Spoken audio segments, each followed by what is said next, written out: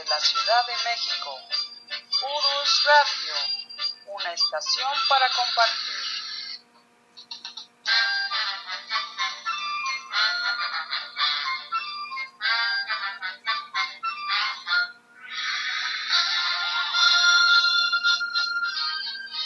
Hola, muy buenas noches, ¿qué tal? ¿Cómo la están pasando? Espero que muy bien. Soy Doris y les doy la bienvenida a un programa más de la verdadera historia de México. En esta ocasión con el tema de la Revolución, primera parte. Y para hablarnos de ella ya está aquí el profesor Francisco Mendoza. Profe, ¿qué tal? Licenciada, ¿cómo está usted? Buenas noches. Muy bien, profe, aquí sufriendo de los calores, pero bueno, así es esta época. Pero, licenciada, desde abril ya estábamos con estos calores. ¿Qué se esperaba ahora para mayo? ¿Y qué será el próximo mes de junio? Así es, y luego con estas lluviecitas esporádicas lo alborotan más, así es que hay que irnos acostumbrando por lo menos a poner un clima en casa. Así es, aunque bueno, sabemos que es mucho gasto y sabemos que la Comisión Federal no tiene llenadero, por así decirlo, licenciada. Sí.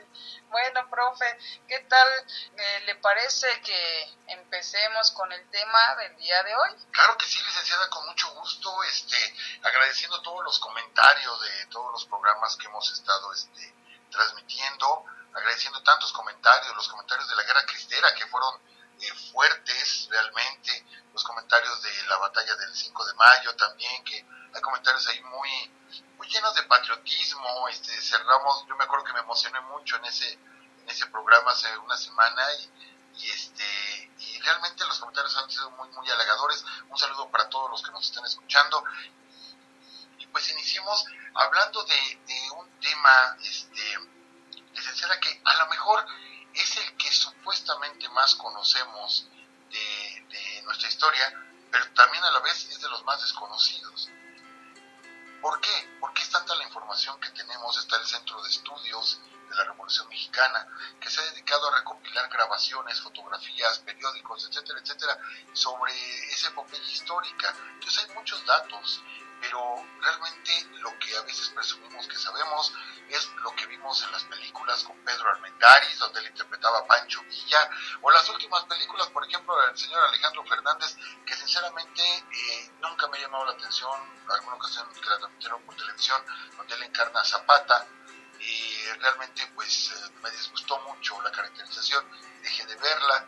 En fin, ya hemos hablado aquí de varios de los personajes, pero no en sí de la revolución como tal. La revolución que realmente es eso, o sea, vuelve a comenzar todo, o sea, todo se reinicia, ¿sí? Y vuelve a comenzar todo. Esa es nuestra revolución, y bien se le ha dicho la primera revolución social del siglo XX. Efectivamente, en ningún otro país había revolución y comenzó precisamente en México. Después tuvimos la Revolución Rusa en el 17, la Primera Guerra Mundial en el 14, etcétera. Pero la primera revolución social del siglo XX fue la mexicana. Pero realmente no empieza ahí. No empieza donde la conmemoramos el 20 de noviembre de 1910, licenciada. Realmente la revolución no comienza ahí. La revolución ya había iniciado. Era un movimiento que ya tenía mucha fuerza. No vamos a entrar en muchos detalles de esa parte de la historia, porque en su momento hablaremos de ello. Yo le puedo decir que los hermanos Flores Magón, ellos ya se habían levantado en armas y ellos pretendían independizar la península de la Baja California. Entonces ya había batallas por allá, hubo una batalla muy importante en Tijuana, etcétera, y ellos ya estaban peleando. ¿Qué podemos decir de Zapata? Emiliano Zapata, que ya se había levantado en armas con muchísimos campesinos del estado de Morelos desde el mes de abril. Él ya estaba siguiendo a un caudillo local apellidado Figueroa, ya lo estaba siguiendo Emiliano Zapata. Entonces ya había varios brotes de violencia en el país. ¿Qué viene a desencadenar realmente esta etapa de la historia, licenciada? Una simple entrevista que da Porfirio Díaz a un periodista norteamericano, James Krillman, donde Porfirio Díaz acepta que ya no se va a reelegir, que ya está viejo, está cansado, etcétera, y que el país ya está lo suficientemente maduro como para poderse gobernar o poner a sus gobernantes. ¿Sí? Nadie se imaginaba eso, como que pensaban todo el mundo que Porfirio Díaz iba a ser eterno. Y de pronto, caray, Porfirio Díaz dice, ya me voy. suponía que seguramente Porfirio Díaz le iba a dejar el poder a alguien, lo iba a heredar, y había que evitarlo. Y es donde surge el partido antirreeleccionista, encabezado por don Francisco I. Madero. Yo sé, todo esto es la parte oficial de la historia, pero vamos a comentar que es algo que les gusta mucho a las personas que nos escuchan, toda esa parte, digamos, anecdótica de la Revolución Mexicana, ¿sí? Pancho Villa, uno de las imágenes clásicas de la Revolución Mexicana. Pancho Villa no andaba levantado en armas, pero sí era un bandolero. Eso sí es cierto. Él era un bandolero. Es llamado por don Abraham González, que fuera gobernador del estado de Chihuahua. Lo invita a unirse a la lucha del señor Madero. ¿Sí? Madero realmente es reprimido en muchísimas plazas del país mientras está haciendo campaña presidencial. ¿Sí? Y le roban las elecciones. O sea, eso sí fue un fraude electoral así más que anunciado. Le roban las elecciones, Madero lo meten a la cárcel en San Luis Potosí, de ahí se escapa, se va a los Estados Unidos y lanza el Plan de San Luis. Esto es, vamos a levantarnos en armas el día 20 de noviembre de 1910, todo el país, de frontera a frontera, de norte a sur, nos vamos a levantar en armas y vamos a derrocar a Porfirio Díaz. Y llegó el 20 de noviembre, licenciada, y no pasó nada, absolutamente nada. Solamente un hecho. 2 días antes, en la ciudad de Puebla, es descubierto un arsenal en una casa del centro de la ciudad de Puebla. La casa pertenecía a la familia Cerdán. Así es, Aquiles, Máximo y Carmen Cerdán, que se reunían en un club antirreeleccionista apoyando a Madero. Y es entonces que el capitán de la gendarmería, un tipo apellidado Cabrera, va a la casa que quererla tomar, y la gente que estaba dentro, un poco más de 30 personas, repelen a los gendarmes, pistola en mano.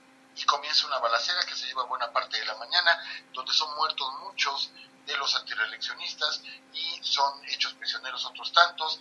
Y Aquiles Cerdán se esconde en el sótano, en un hueco que tenía en el sótano de su casa, se esconde, pero el frío, la humedad, etcétera, lo enferman, y en la madrugada la casa se quedó vigilada por soldados. En la madrugada él sale de su escondite y ahí mismo lo matan, Aquiles Cerdán, y podemos considerar como los primeros mártires de la Revolución Mexicana. Pero realmente el 20 de noviembre no pasó nada, licenciada, absolutamente nada.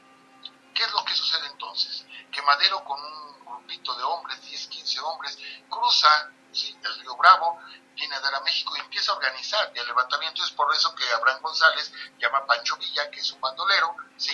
Y le da el grado de coronel. Así de fácil, se ganó el grado, ya eres coronel, ¿sí? Y hay otra persona ahí muy importante, es el hijo de un hacendado, Pascual Orozco, que también junta a su gente y se levanta. Y repito, en el sur hay levantamientos aislados, pero en el norte es donde más se va concentrando. Le repito, Pascual Orozco, Pancho Villa, Abraham González, Francisco Madero, etcétera, empiezan a formar realmente ya un grupo importante, ¿sí? Que pretende, llegar hasta la Ciudad de México. Pero imagínense, es un viaje de miles de kilómetros para llegar hasta acá, ¿sí? Realmente quien está ejerciendo fuerza o presión al gobierno de Porfirio Díaz es Emiliano Zapata. Dicen las crónicas de la época, claro, ahorita todo está lleno de edificios y de humo, pero dicen que en las noches en la Ciudad de México se veían las hogueras, las fogatas de los campamentos zapatistas aquí en Milpalta y en el Ajusco. Hasta ahí ya estaban las tropas zapatistas. Esto es, estaban cerca de la Ciudad de México. Lo único que hace importante las fuerzas del norte del país, licenciada, es tomar Ciudad Juárez. Ciudad Juárez es un lugar importante que antiguamente se llamó Paso del Norte, y que es a donde llega Benito Juárez, ¿sí? Y ahí pone la sede de su gobierno, en un pequeño caserío, les digo, se llamaba Paso del Norte, y que después, en honor a eso, de que fue la capital del país, ¿sí? Ese caserío, se le puso Ciudad Juárez, y que sabemos que ahorita, sabemos cuántos problemas hay en esa ciudad. Pues bien, Ciudad Juárez es tomada por las tropas revolucionarias, y aquí entran las anécdotas. Algunos autores las niegan, pero en su gran mayoría las aceptan. No se dan tanto a conocer para no hacer ídolos a gentes que después, tuvieron una participación muy especial dentro de la revolución, y ahí le va una de estas. Pancho Villa llama tiene ya un grupo de gentes a su alrededor, que son capitanes, etcétera, él era coronel, y y uno de ellos es Rodolfo Fierro, que es conocido por ser sumamente sanguinario. Rodolfo Fierro originalmente era maquinista del ferrocarril. Entonces, Pancho Villa le dice al señor Madero, ¿sabe qué, señor Madero? Deme permiso, yo tomo Ciudad Juárez, pero a la de ya. ¿Sí? Dice, no quiero evitar el derramamiento de sangre, etcétera, etcétera. Era la personalidad muy bondadosa de don Francisco y Madero. Y Pancho Villa no le avisa a Madero que toma Ciudad Juárez. ¿Cómo toma la ciudad? Simplemente deja ir una máquina, y esto lo hace Rodolfo Fierro, llena una máquina de dinamita, ¿sí? Entonces deja ir la máquina, enloquecida, vamos, sin freno, la deja ir hacia adentro de Ciudad Juárez, y detrás viene otro ferrocarril lleno con los soldados de Pancho Villa. Entonces llega esta máquina, choca en la estación del ferrocarril y vuela toda la dinamita, de tal manera que las fuerzas federales que estaban ahí escondidas salen corriendo ante una explosión tan grande, salen corriendo, pero trasito viene el tren donde vienen los soldados villistas y toman la ciudad, de tal forma que Madero no se da cuenta porque él estaba en el campamento a muchos kilómetros de distancia, y en la mañana, todo esto sucede en la noche, llega Pancho Villa a la tienda de campaña donde estaba Madero y le dice, señor Madero, lo invito a tomar un helado a Ciudad Juárez. Dice, pero Pancho, ¿cómo? Estamos en guerra. Dice, no, ya está tomada la ciudad, lo invito a tomar un helado, ¿sí? Y vale mencionar, porque aquí podemos derribar muchos mitos de la historia, ¿no? Que vemos a un Pancho Villa sanguinario, cruel, etcétera. Ya lo habíamos dicho en alguna ocasión en un programa, que Pancho Villa, por ejemplo, era abstemio, no consumía una gota de alcohol, y la única vez que se sabe que se tomó una copa de coñac junto con Zapata, en 1914, cuando se reunieron, y en honor a Zapata. Pero Pancho Villa no tomaba alcohol, y le gustaban mucho los helados. Eso sí, le gustaba mucho meterse a las heladerías. Pues bien, cae Ciudad Juárez, ¿sí? El primer gran triunfo, primera ciudad, pues de alguna manera podemos decirlo relevante, porque es una aduana, que cae en poder de los revolucionarios, y en automático, licenciada, en automático, Porfirio Díaz presenta su renuncia. Dice, no voy a ensangrentar al país, no quiero más problemas, ya tomaron allá Ciudad Juárez, y aquí tengo las hogueras zapatistas, las veo desde el castillo de Chapultepec, ¿sí? Adiós, me voy, ¿sí? Y entrega el poder Porfirio Díaz. Entrega el poder, decide irse, es una salida de la Ciudad de México triste, la despedida en el puerto de Veracruz, es una despedida llena de lágrimas, y por ahí hay muchas películas. Recuerdo una película con Joaquín Pardavé y uno de los Soler, Fernando Soler, que dice una frase, se va una parte de la historia de México. ¿Sí? Cuando hacen la toma donde Porfirio Díaz está en el barco Ipiranga, ¿sí? Yéndose del puerto de Veracruz para nunca más volver. Sabemos que Porfirio Díaz es el único presidente mexicano cuyos restos no descansan en México. De para allá todos, desde Manuel Félix Fernández, esto es Guadalupe Victoria, hasta los últimos, todos los presidentes mexicanos, sus restos están en el país, menos los de Porfirio Díaz, que todavía están en Francia. Pues bien, ahí podemos decir la revolución termina, ¿sí? Se hacen elecciones extraordinarias en el país, ¿sí? Se hacen estas elecciones y Madero triunfa, pero así, de calle. La única, digamos, competencia que había era por la vicepresidencia, porque algunos grupos pusieron a Valentín Gómez Farías, otros pusieron a José María Pino Suárez como candidatos a la vicepresidencia, ¿sí? Pero realmente el candidato a la presidencia era Madero, no hubo contrincante, y se la lleva de calle Francisco Madero, y hace por fin su entrada a la Ciudad de México de 1911, y dicen que es la marcha más grande, y estamos hablando de 1911, licenciada, que reunió más de 500,000 de personas, ¿sí? En el centro de la ciudad. Una marcha grandísima. Hay muchas fotografías, muchas tomas de películas, obviamente mudas, de ese día, cuando llega Madero a la presidencia. Y podríamos decir, ya terminó la revolución, nada más con una batalla importante en Ciudad Juárez, y uno que otro por ahí escarceo, balaceras en algunas ciudades, y se acabó. Pues no, ¿qué cree, licenciada? Que no, que eso era apenas realmente el inicio. Madero, y esta es una opinión muy personal, licenciada, Madero comete varios errores, y el primer error es no mover al ejército. El mismo ejército que protegía a Porfirio Díaz, ahora es el que protege a Madero, ¿sí? Hay algunos generales que simpatizan con las ideas de Madero, entre ellos un general que a lo largo de la revolución y en estos programas que vamos a hablar del tema de la revolución, se da a notar como un excelente general, excelente estratega y un excelente ser humano, el general Felipe Ángeles. Felipe Ángeles estudia artillería en Francia, es alumno del colegio militar, ¿sí? Y de hecho, cuando Madero llega a la presidencia, toma la presidencia, nombra a Victoriano Huerta como comandante, ¿sí?, de la zona sur del país, bueno, de la zona de Morelos, lo nombra como comandante para apaciguar a los zapatistas. Y Victoriano Huerta los apacigua a balazos. Es más, no los apaciguó, nada más los albertó más, ¿no? Todo a balazos, ¿sí? Entonces lo quita del mando y a quien envía es a Felipe Ángeles, que Felipe Ángeles siempre evitó un enfrentamiento con los zapatistas. Simplemente fue, se paró ahí como que dice a poner orden, pero evitó siempre un enfrentamiento. Y a los zapatistas les cayó muy bien Felipe Ángeles. Esto va a tener repercusiones después en la Convención de Aguascalientes, pero bueno, eso será en otro capítulo, que hablemos de la convención. Por lo pronto Felipe Ángeles está encargado de la zona sur, esto es del estado de Morelos, en parte del estado de Guerrero. Eso es importante por lo que se viene un poco después, licenciada. ¿Qué pasa aquí? Aquí no lo vamos a negar, aquí empieza a meter las manos el gobierno norteamericano. El gobierno norteamericano, que no le convenía que una persona como Madero, ¿sí?, estuviera en el poder, y decían que le faltaba autoridad, que México necesitaba que alguien le jalara las riendas, que al momento de que se fue Porfirio Díaz se vivía sin orden y sin paz y tranquilidad en el país, etcétera. Quieren chantajear a Madero para reconocerlo como presidente, ¿sí? Madero no se deja chantajear, y es entonces que desde la embajada norteamericana empiezan a urdir un golpe de Estado, un golpe de Estado, y estamos hablando del mes de febrero, ¿sí?, de 1913, donde es conocida esta parte de nuestra historia como la Decena Trágica. ¿Qué pasa en ese tiempo, licenciada? Aquí vámonos con las anécdotas. Fíjese usted que cuando estaban las batallas en el norte, Victoriano Huerta, ¿sí?, se había unido a las tropas maderistas.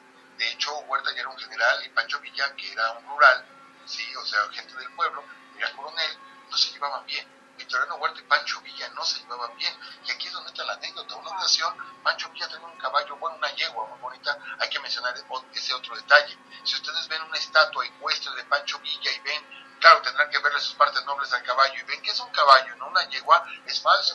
Sí, Pancho Villa siempre montó yeguas, por tabú o por lo que sea, siempre montó yeguas. Pues bien, él tenía una yegua muy bonita que le habían regalado. Entonces Victoriano Huerta dijo, yo quiero esa yegua para mí, y se la quitó. Y Villa la recuperó. Entonces empezó un problema entre ellos muy fuerte, entre Huerta y Villa, y después le da una orden a Villa, Villa la desobedece y lo juzga inmediatamente y lo manda al paredón.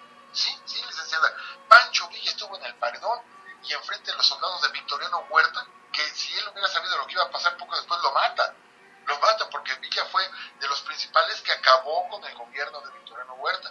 Pues lo tuvo ahí en el paredón y se detuvo la ejecución por órdenes de Madero. Entonces es traído a la Ciudad de México Pancho Villa, es traído, y aquí Madero lo regaña y lo pone pinto, pero Villa, que era un hombrazo, o sea, y con un carácter así, pero furioso el señor, ¿sí?, se doblegaba ante don Francisco Madero, que era chaparrito, era pequeñito, y se doblegaba ante Pancho Madero, y lo hizo llorar, y le dijo que tenía que pagar, ¿sí?, la pena por haber desobedecido a un superior, y entonces lo manda a la cárcel de Santiago Tlatelolco, que hasta eso era de las cárceles más tranquilas, porque la que era terrible desde entonces era Lecumberri. No, ahí lo manda a la cárcel de Santiago Tlatelolco. Pues yo creo que Madero también por estar cuidando a Pancho Villa, porque sabía que Pancho Villa era muy respondón y que una de esas lo iban a matar, ¿sí?, y él le debía mucho a Pancho Villa, entonces mejor lo deja guardado ahí en Santiago Tlatelolco. ¿Qué pasa con Pancho Villa? Siempre hemos visto imágenes de Villa en su caballo, con diferentes trajes, etcétera. Pues, ¿qué creen? Que Villa se escapa de Santiago Tlatelolco disfrazado de licenciado. Se corta el bigote. Es la única vez que se sabe que Villa se cortó el bigote. ¿Hay fotografías? No existen fotografías, pues, no existen. Okay. Él se hizo amigo de, o sea, otra persona que estaba en su celda, Luis, ahorita no recuerdo bien el nombre, ya le debo varios nombres de otros programas, licenciada. Él es quien le enseña, ya sabía leer y escribir, conocía las primeras letras Pancho Villa, pero lo introduce a Pancho Villa en los clásicos, y se ponía ponía este preso, este señor Luis, se ponía a enseñarle y a leerle. De tal forma, cosa curiosa, les digo, esto es lo bonito de la historia, que uno de los libros favoritos de Pancho Villa era Los Tres Mosqueteros, de Alejandro Dumas, ¿sí? Era uno de los libros favoritos de Pancho Villa. Bueno, pues planean la fuga, y él se viste de abogado, de traje, se quita el bigote, etcétera, y se escapa una mañana junto con Luis, ¿sí? Y se trepan a un tren y vámonos al norte del país inmediatamente, ¿sí? Yo estoy seguro que este Madero sabía que Pancho Villa se iba a escapar y que lo puso en el lugar donde más fácil se escapar y donde no lo fueran a balacear, porque en Lecumberri quién sabe cómo le hubiera ido. Realmente Madero quería mucho a Pancho Villa. Cuando Pancho Villa cruza la frontera, se llega hasta el norte y se pasa a los Estados Unidos. Cuando él está en los Estados Unidos, ¿sí? Para que no lo agarraran, ahí se entera de la tragedia de Pancho Madero. Esto es que de pronto, pues, el general Huerta empieza a planear un golpe de Estado. Lo primero que hace es detener al hermano de Francisco, a Gustavo Adolfo Madero, que era un hombre que siempre andaba armado, ¿sí? Y que había participado en la revolución. Lo toma prisionero. Hay un levantamiento por parte del general Bernardo Reyes, que había sido gobernador de Nuevo León. Hay un levantamiento de Santiago, Tlatelolco, precisamente. Llegan tropas leales a Bernardo Reyes y a Félix Díaz, que era sobrino de don Porfirio Díaz. Les abren las rejas y salen, y de ahí se van directo a Palacio Nacional a quererlo tomar. En Palacio la Guardia Presidencial se defiende, ¿sí? Y Bernardo Reyes, pues creyéndose todavía aquellas historias épicas de los griegos, va a la cabeza de ese batallón y se enfrenta, ¿sí? Pone el pecho a las balas y ahí cae muerto, en el Zócalo de la Ciudad de México, cae muerto el general Bernardo Reyes. Entonces se da un levantamiento de las gentes que iban con Bernardo Reyes, y aquí va otra anécdota que a lo mejor algunas personas que nos escuchen no les va a gustar. De la gente que iba con Bernardo Reyes en ese levantamiento, cuando son repelidos por la Guardia Presidencial, muchos corren a la Catedral de la República y se encierran en Catedral, y la iglesia los esconde, ¿sí? Y días después saldrían de la Catedral, y estamos hablando no de uno ni de dos, estamos hablando de más de 80 gentes que se escondieron ahí, salieron disfrazados de sacerdotes para poderse escapar. La iglesia les facilitó el escape. Como tantas veces en nuestra historia, la iglesia se vuelve a meter, ¿sí?, en contra de los poderes constituidos en México. Y le repito, bueno, pero otra parte, corren, se encierran en la Ciudadela. Lo que ahorita es el Metro Valderas, allá afuera está todavía la Ciudadela, es una biblioteca, se encierran ahí en la Ciudadela. Entonces Madero dice, usted tiene que detenerlos, tiene que agarrarlos, y a Huerta, y Huerta empieza a hacer como que los agarro y como que no, como que defiendo la ciudad y como que no. Son 10 días de ametrallamiento, de bombardeo, de cañoneo dentro de la Ciudad de México. Muchas casas son destruidas, hay muchos cadáveres en las calles, de seres humanos, de animales, etcétera. Se vuelve un caos la Ciudad de México, y es conocido todo esto como la decena trágica. Son 10 días que de veras conmovieron a México. Madero comete ese gran error, a pesar de que Gustavo, su hermano, le dijo, no confíes en Huerta, Huerta te va a traicionar. Madero no le creyó a Gustavo, y le repito, Huerta lo primero que hace es capturar a Gustavo y se lo entrega a la soldadesca que estaba ahí en la Ciudadela, ¿sí?, la fortaleza de la Ciudadela, se los entrega con la orden de hagan lo que quieran con él. Y lo que hicieron a Gustavo Madero fue sacarle los ojos, ¿sí?, con su bayoneta, con bayonetas, y después cortarle los genitales, metérselos a la boca, desnudarlo y hacerlo bailar a base de bayonetazos, de piquetes de bayoneta, hasta que murió desangrado, ¿sí?, don Gustavo Madero. Esa fue la muerte del hermano de Madero, y él que siempre protegió a su hermano y que sabía que Huerta lo iba a traicionar. Una muerte terrible la que tuvo don Gustavo, una muerte verdaderamente terrible. Madero es hecho prisionero por Victoriano Huerta, junto con el vicepresidente José María Pino Suárez, y junto con el general que había regresado de Morelos al llamado de Madero, así que ven a ayudarme, regresa el general Felipe Ángeles. Esto es importante para otra parte que vamos a hablar de la revolución, porque los encierra a los tres, a Pino Suárez, a Madero y a Ángeles. Ángeles se podría decir que es la única persona fuera de los soldados que mataron a Madero, es la única persona, la última que lo ve con vida, y se despide Madero del general Felipe Ángeles. Por eso le digo, Felipe Ángeles tiene mucho que ver en la historia de la Revolución Mexicana, muchísimo que ver. Pero bueno, de ahí lo llevan a Madero y a Pino Suárez, lo suben en unos coches, que esos coches fueron rentados, ¿sí?, por el yerno de Porfirio Díaz, el ingeniero de la Torre, del cual ya hablamos, el famoso 41. Él es el que renta los vehículos donde suben a Madero y a Pino Suárez y se los llevan a la puerta de atrás, puerta trasera de Lecumberri. Y ahí mismo les dicen que se bajen, y ahí mismo les aplican la ley fuga. Dicen que Pino Suárez sí corrió y fue balaceado por la espalda, ¿sí? Madero no quiso correr y fue balaceado de frente. Cabe hacer mención que el mismo hombre que mata, ¿sí?, a Madero y a Pino Suárez, para la historia, es el mismo hombre que mató meses antes al senador Belisario Domínguez, ¿sí?, en el Panteón de Tacubaya, no sin antes arrancarle primero la lengua con un cuchillo, ¿sí?, por un discurso que había mencionado en la Cámara de Senadores en contra de Victoriano Huerta, y Huerta por esto lo condena a muerte. Y es el mismo hombre que es de apellido Cárdenas, que mata a Madero y a Pino Suárez. Pancho Villa se da cuenta en el norte del país de lo que le pasó a Madero, y en ese momento Pancho Villa dice: me regreso, cruzó el río Bravo y empieza a organizar lo que sería la gloriosa división del norte, ¿sí?, de las fuerzas villistas. Venustiano Carranza, gobernador de Sonora, también se levanta en armas. Lucio Blanco se levanta en armas en Tamaulipas, y surgen 3 grandes ejércitos en el norte del país, y al mismo tiempo Zapata crea el Ejército Libertador del Sur, y con esto comienza la segunda etapa de la Revolución Mexicana, la etapa más difícil, más sangrienta, pero también la más gloriosa, por las batallas, por todo lo que se vivió. Y esto lo platicaremos en el próximo programa, licenciada, cuando hablemos de cómo se dan estas batallas. Dejamos la historia en el momento que Huerta toma el poder, mata a Madero, ahí dejamos la historia, y para la siguiente semana, licenciada, el segundo capítulo, lo más fuerte de la lucha armada de nuestra Revolución Mexicana. Ok, profesor, pues muchas gracias. Es muy interesante todo lo que usted nos dice. Bueno, es apasionante lo que es la historia y lo que es la Revolución Mexicana. Así es que de verdad muchas gracias. Yo he tenido el honor de estar en la casa de los Cerdán, y de verdad se remueven muchas cosas. Pues muchas gracias también a todos ustedes por escucharnos.